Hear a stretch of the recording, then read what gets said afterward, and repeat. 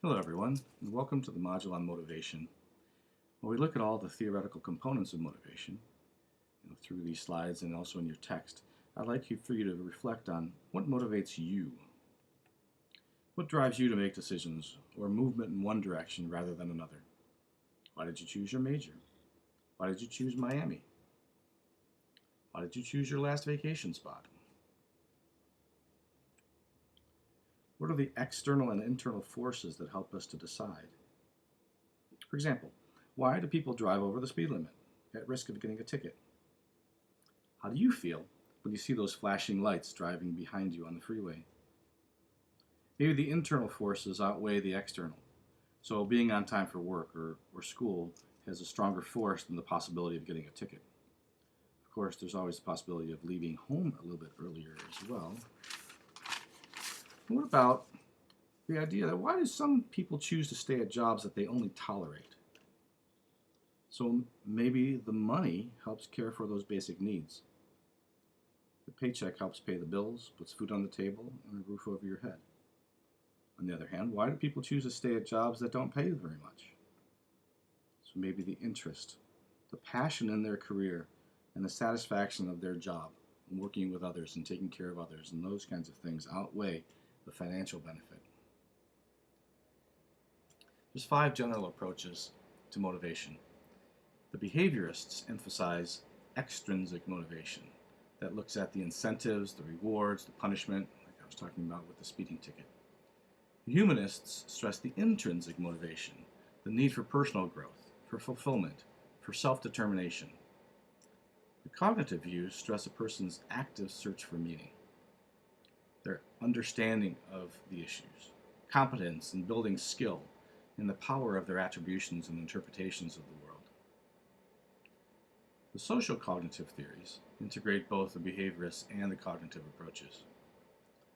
So their motivation to reach a goal is the product of what our expectations for success are and how valuable that goal is to us. The socio-cultural perspective emphasizes identification with and participation in communities, the group of people that are working together. It's that interpersonal interaction that's motivating. Maslow identified a needs-based hierarchy. His theory was that we need to fulfill those needs at the lower end of the pyramid before we can move up the pyramid. It's one of the reasons that we have food programs in schools. We provide breakfast and lunch for kids, because how can we expect them to focus on reading and math and other things if they're hungry? How can we expect them to take that test with success if there's stress and trauma at home, or if they don't know where they're going to be staying that night?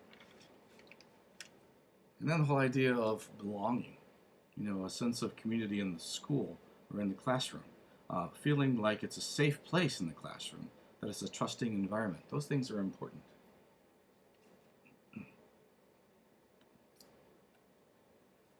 Then we think about goals and our achievement toward those goals, and what our orientation is about achievement toward those goals.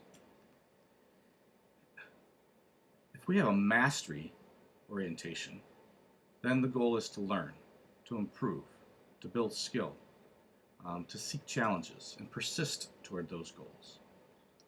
If we have performance orientation, then the goal may be, how are we performing? What kinds of grades are we getting? How smart am I compared to others? How fast am I in a race compared to others? Those kinds of things. So that ego part might really get in the way. Of course, we know that some of our students have work avoidance goals as well. So doing whatever you can to show that not understanding is not an option. So maybe behaviors are a way of not doing work, because there's a quote that says that sometimes looking bad is a lot better than looking like you don't understand or don't know. And then there's some students who have social goal orientation. So a lot of our students, their main reason for going to school is to be with friends, those interpersonal interactions, the feeling of self-worth.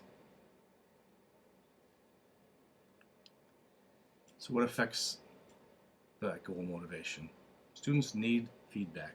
Students need to know what their progress is, how their skills are. They need to know in order to continue to be engaged and then to continue to put effort toward that goal. They need to know how they're doing. We need to frame that goal so that we're promoting competence and success and autonomy and developing a sense that they're learning, that they're getting it. And then to help kids accept those goals, they're more willing to adopt goals that are really realistic, that are a little bit difficult, so not too easy for them because they might give up, but just challenging enough to encourage them to try harder. And then also that goals are meaningful to them.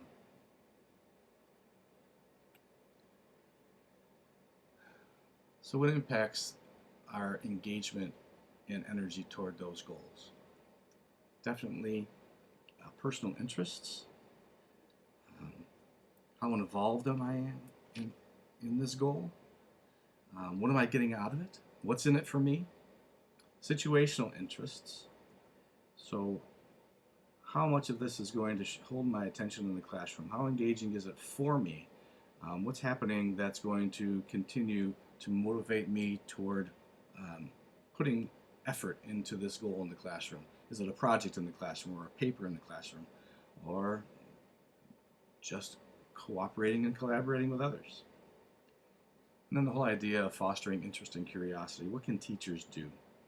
Curiosity can be a powerful motivational tool to continue to capture students' attention. It's tapping into student interests, understanding what students are wanting and where they're going, what their goals may be personally, and allowing students to find those connections between what's happening in the classroom and who they are.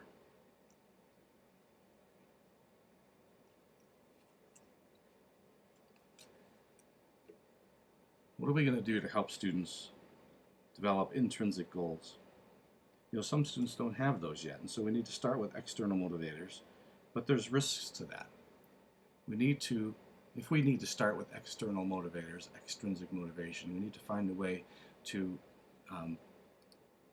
move those out in order to build that internal motivation, to show that they are learning for the sake of learning or understanding. Because if we don't get rid of those external motivators, then sometimes they'll be highly reliant on you and not on their own skills and interests and ideas.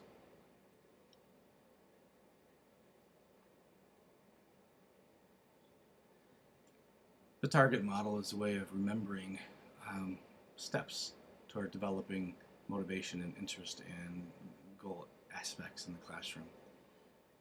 So in the classroom, we need to create an engaging environment with tasks that are meaningful and valued by students.